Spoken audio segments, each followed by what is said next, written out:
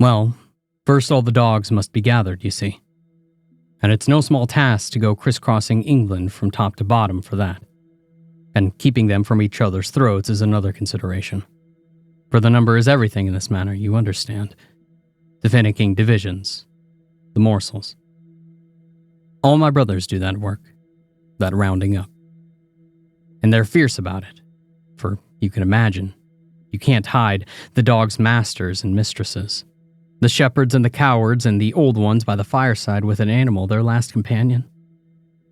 They don't want to give them up, even for a bit. They out and out refuse sometimes. The worst of them my brothers must subdue by force and have imprisoned. And such nonsense. Would they rather never see their dog again? And the tongues, too, must be brought to the one place. We bring them inside, their people. They're women, mostly, because telling tales has always been a woman's offense, woman or girl. Some men do speak out of turn. A particular sort of man does it, of a particular weakling build. Boys, of course, make mischief that way sometimes.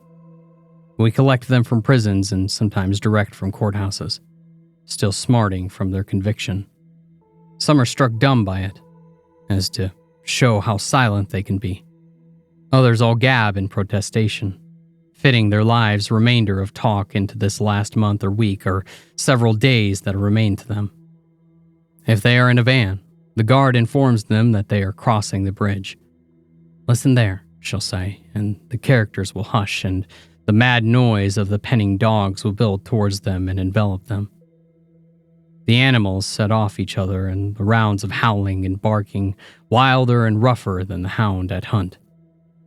And at that the prisoners will curl up and weep. At least some of them do.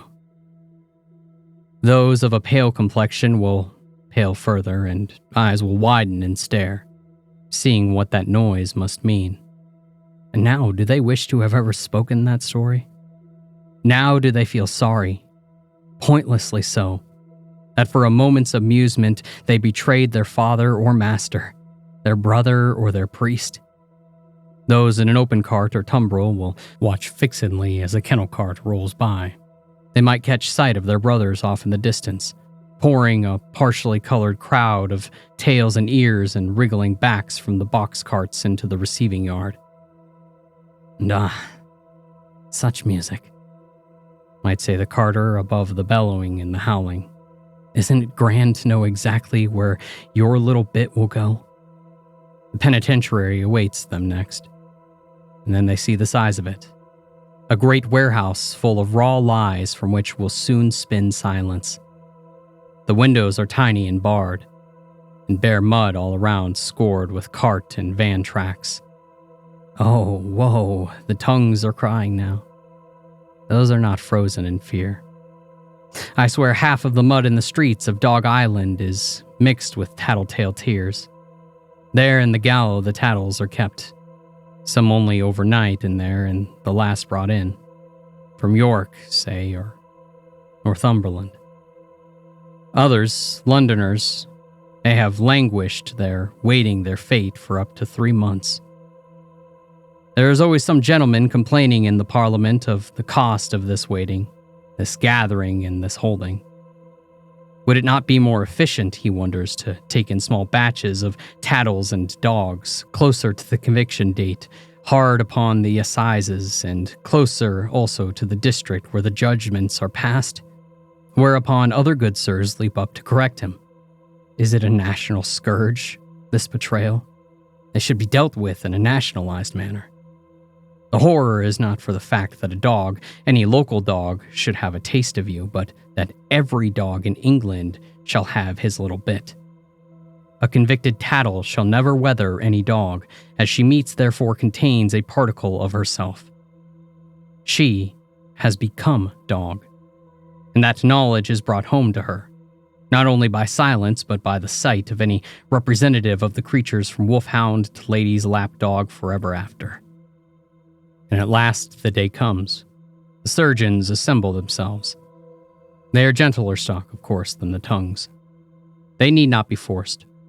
They will come at the summon of a mere piece of paper with the right crest upon it, It is not some of them's favorite occupation, as you can imagine. There is mess and the distress, and sometimes challenges to their physical dexterity and strength, and sometimes to their medical know-how. For some tattles bleed in such quantities that their lives are endangered, and indeed now and then given up. A death, need I say, is a mark against the surgeons, for the loss of the tongue is not only a punishment in the pain of its being cut away, the aftermath of seeing it eaten, of healing and yet never healing, of never speaking and never being more than a pitiable near animal again, if not so more to the mortification of the guilty. And to the education of the public, specifically, terror and repugnance should be aroused in any womanfolk or womanish menfolk who might be tempted to tattle. Yes, so. The cutting hall is along the street from the gallows, and from earlier in the morning the public lines the street. And within the hall we can hear them chatting their verses, cheering and roaring. The throwing of dung and rotten vegetables is not as encouraged as it once was, although sometimes the appearance of an offender who has chosen a well-loved person or personages as her target can so rouse the temper of the populace that the escort will let her be pelted without anyone fearing arrest. So was Sally Silcoat dealt with, who turned her tongue against the Bishop of Manchester. And I remember well the state in which she was thrust into the hall by her men, staggering and beslimed and already bleeding. Sometimes justice bursts out of the bonds of the written law, doesn't it? It must be let to happen. The cutting itself is probably as you imagine, as horrid as that. The worst is not the blood, for beyond a certain quantity your eyes and your mind become very accustomed to seeing the stuff. And all you can notice is whether the surgeon's knife handle or the flagpole where he stands is getting slippery with it to the point that it might impede his work. And all is kept neat if possible, although naturally the flags and the walls and all the surgeons and the assistants' aprons darken at first with sprays and splashes. And then, when thoroughly soaked, they gleam again, as if they were polished leather instead of cloth. The worst is that the women themselves are not orderly, or the girls, some of which quite pretty and promising, you would think, in any other place and circumstance, or the occasional man, always, whatever his age and health, treated more roughly than the women. But none of them submit willingly. I swear there's witchery in them, that they can just render themselves so suddenly weighty, and when they are brought in and see the man standing there, standing exhausted with his curved knife in his hand, crimsoned from chest to toe and splattered to the rest of him. 2 burly men at the minimum it takes to bring the prisoner forward and clamp her into the bolted-down chair. And then those men must use all their strength to move the rigid body. Unless, and this is worse, she breaks from her rigidity and plunges about like a panicking cow in a bale, and again the vigor for which she leaps and struggles is uncanny for a woman. Some are very light of frame and poorly fed, and yet they have all this will to show some fight. Though they might never have resisted any man before, of a sudden they grow a sense of how to surprise their captors and of the weak points of the grasp upon them. Indeed, one can see how justly our courts of law have fitted the penalty of the crime. So by contrast with what went before, it is restful. Almost when the tattle is fastened into the chair, with her head and her legs clamped and her arms pinned behind her by the wardens. And then a good surgeon then works very speedily, through the noise and through the gargling. If she chokes and coughs, he stands back, while her windpipe clears and then starts again. All up and down the line of anchored chairs, the struggle and the cutting are going on in different stages. I have visited one of the new steam cotton mills, and the impression is very much the same. Of a single machine the length of the hall, with a loom servants darting in and out. Except that the servants are lumber and drag rather than dart. And then the surgeon, as chief operative, steps forward and intervenes in the workings, steps out of the cast to cut piece into the basket beside him. And the wardens, they clear the women, bloodied and fainting and entirely submissive now, clear her away to make room for the next one. I have done my time in the hall. I am telling you this part from memory, although nothing has changed since my years there. The basket girls stand by, and only lightly are they sprayed, with what we call Dog Island freckles, from the surgeon's work 2 yards away. They watch the tongues fall, and when the basket reaches a certain weight, they choose their moment and exchange the full basket for an empty one. And as the days go by, and the fresh baskets are not so fresh, of course, they hurry with the full one along behind the surgeon's toiling backs. At the end of the hall, a hatch opens through a grinding room.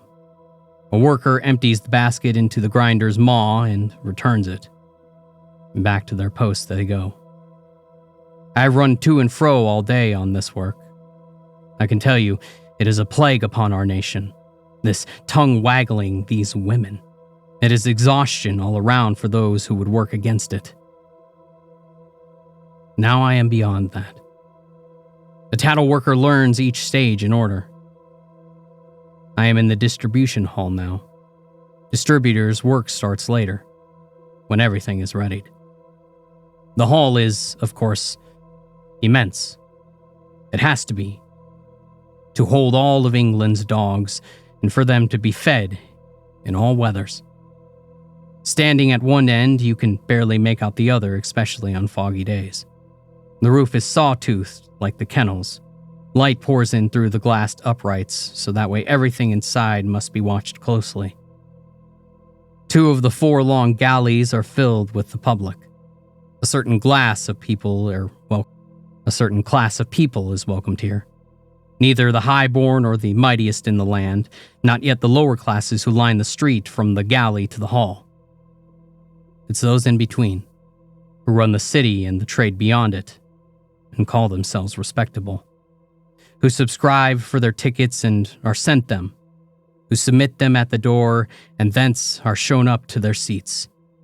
The other 2 galleys, naturally, are lined with the tongueless tattles, brought direct from the cutting hall in all their states of distress and consciousness to be seen, as well as to see.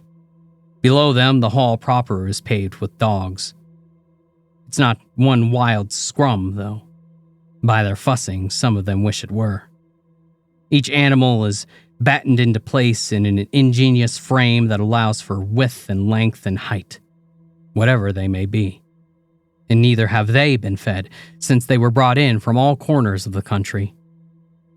And it's wonderful how the smell of ground-up meat will revive a fainting animal. They are all alert in the hooling. It is a pitiful sight and a strange one. And a strange and pitiful sound, too.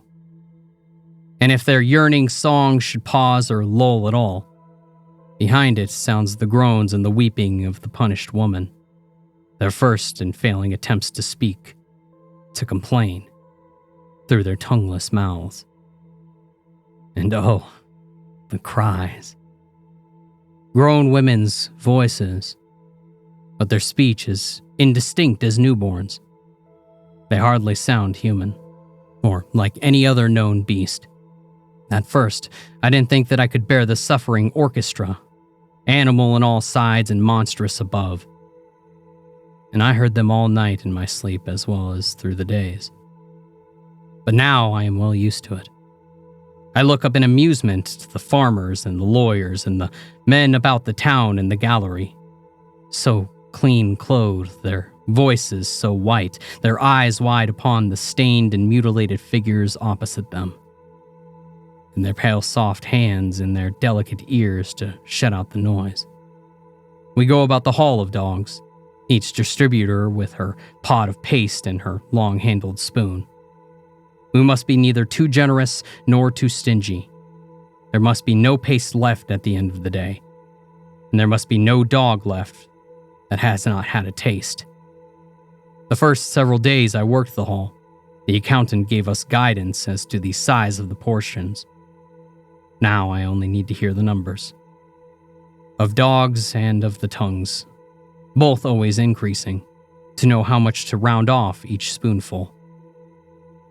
But we need not hurry.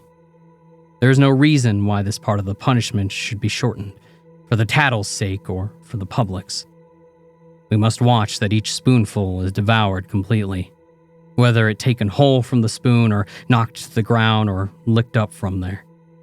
The public likes to see that such care is taken, and the tattles need to know that not a nearest smudge of minced meat has escaped the dog's mouth. And when all is done, we take our shining pots, emptied for the last time, and parade below the galleries, for the spectators' satisfaction and to show the punished telltales that what was once theirs is now part of others' beings even more degraded than themselves. And then the wardens come for the tattles, to take them away to whatever life awaits them now.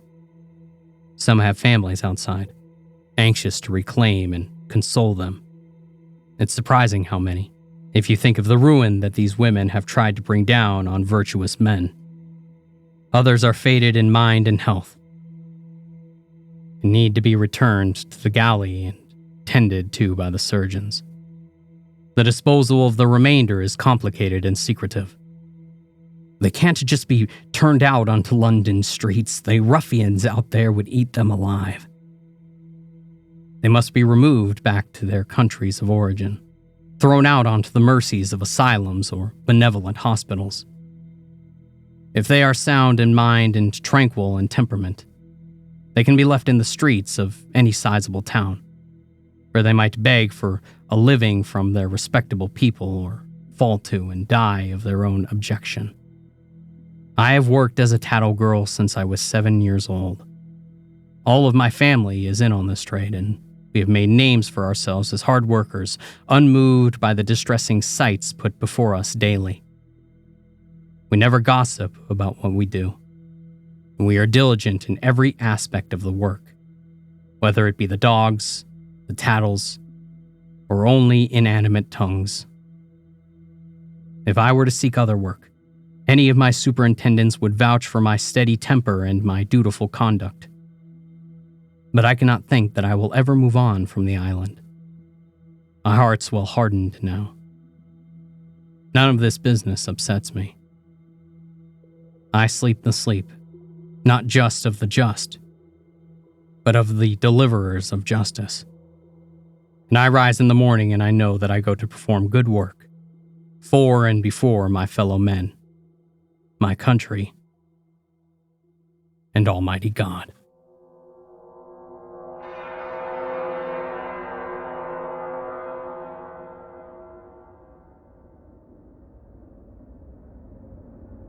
Airplanes scared me long before I stepped inside one. Not the physics of flight, but the helplessness. The way that a crash would turn into a statistic or a black box transcript or a punchline about final thoughts as the cabin screams.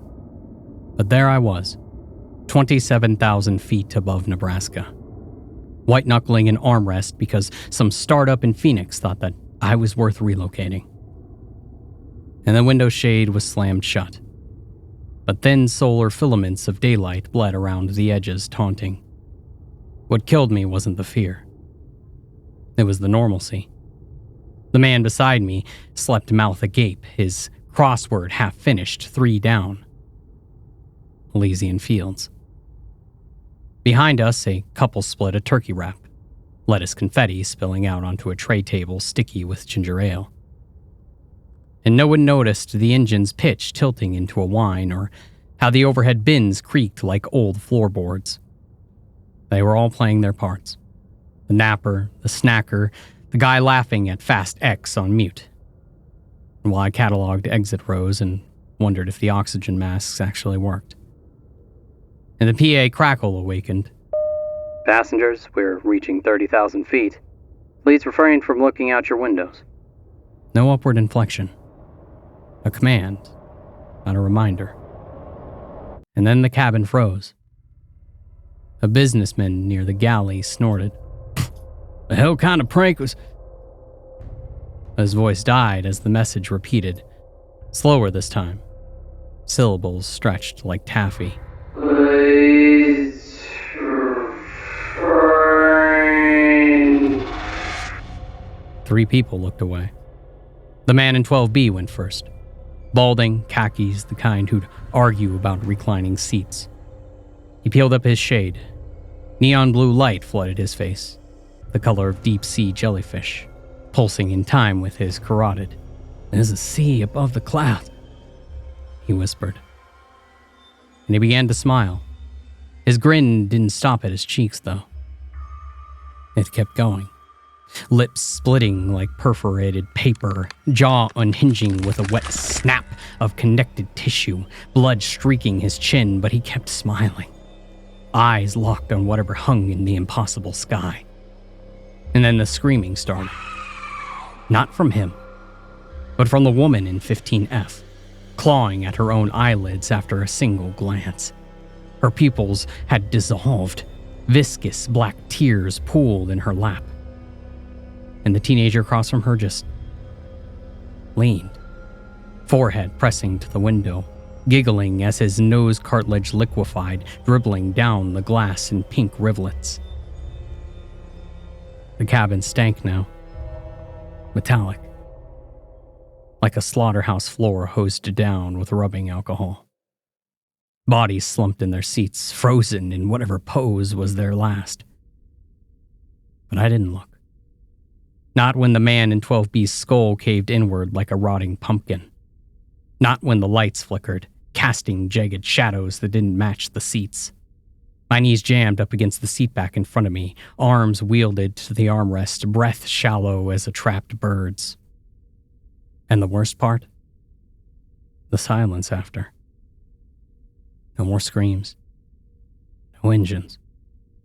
Just the drip of fluids into aisles puddled, and the click, click, click of the PA system short-circuiting itself on a loop. Windows. Windows. Windows.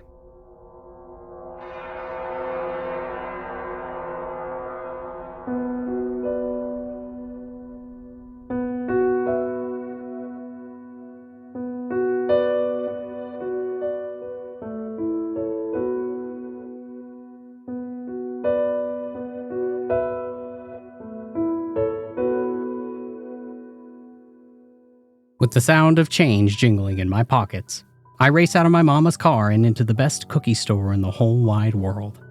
Every day, if I'm a good boy and I do all of my chores, my papa gives me a quarter, and at the end of the month, they take me to the cookie store where I can spend all day eating cookies and reading books that I take to the store. The owner of the cookie store sees me come in once a month, so he brings me free lemonade throughout my day, too. As I start getting into my book, a man sits in front of me and tells me that I'm a very good-looking young boy. So I remember my manners and I tell the man thank you.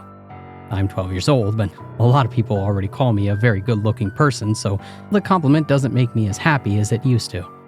I ask the man what his name is, and he tells me that his name is Jonah and that he has a wonderful game room in his house. He said he has all of the newest game systems and all of the games, with a humongous TV and all the snacks that I could possibly want.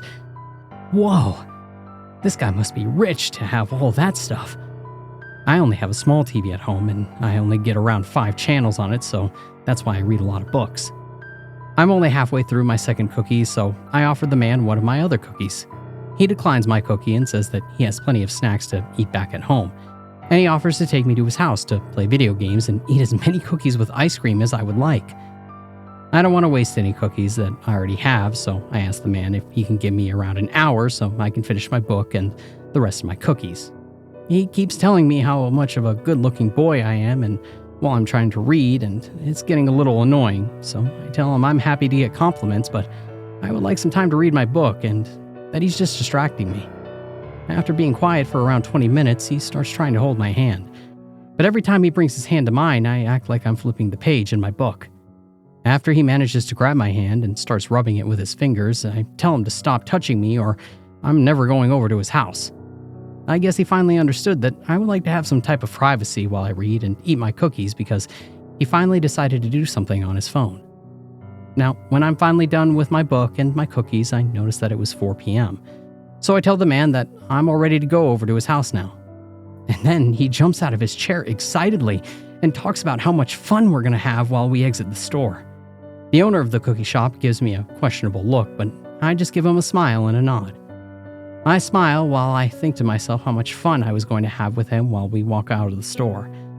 I laugh when I know that today is going to be a good day while we walk onto the parking lot.